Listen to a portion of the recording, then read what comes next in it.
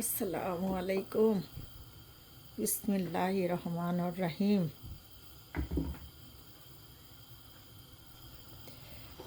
বুটের ডাল দিয়া খাসির মাংস, আস্ত জিরা দিচ্ছি,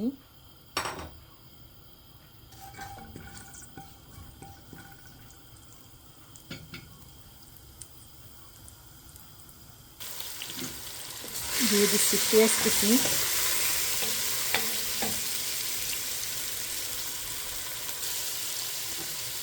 এখানে নিয়েছি স্টার, লবঙ্গ, দারচিনি, এলাচি, তেজপাতা। অনেকে আস্ত জিরাটা দেয় খাসির মাংসতে, অনেকে দেয় না।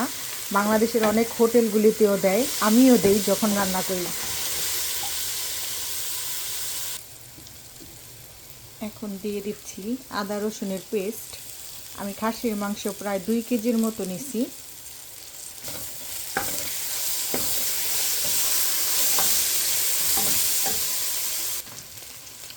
একটু পানি দিচ্ছি।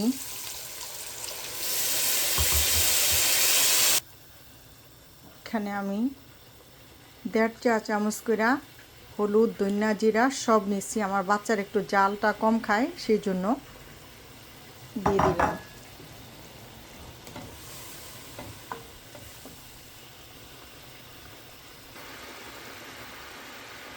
দিচ্ছি লবণ।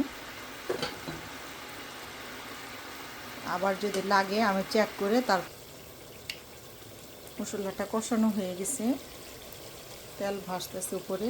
এখন আমি মাংসটা দিয়ে দিব। মাংসটা দিয়ে দিছি। এখানে 2 কেজি খাসির মাংস। মাংসটা নেড়ে দিছি।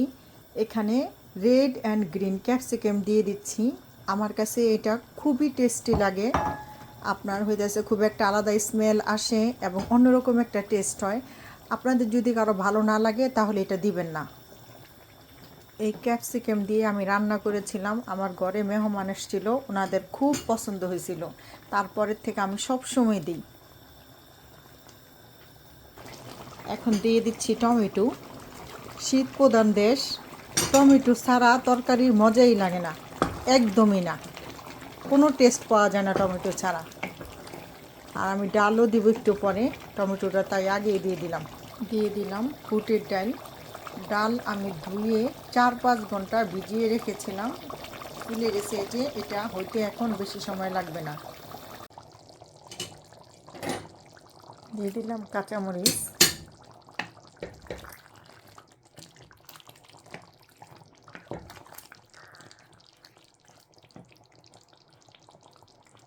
এখন দিয়ে দিছি ধনিয়া পাতা। একদম ডাল হইয়া তরকারিটা এত সুন্দর হয়েছে, আর লবণ ঠবণ সব ঠিক আছে, খুবই টেস্টি হয়েছে। আমি তো গ্রিন আর রেড ক্যাপসিকামও দিছি, অনেকে দেয় না, চাইলে দিতে পারে যার মন চায়। কিন্তু আসলেই স্বাদ অনেকই পরিবর্তন হয়ে যায় ক্যাপসিকামও ইউজ করলে। সেরকম মজার আমার হয়ে গেল বুটের ডালের আপনার খাসির গোশত।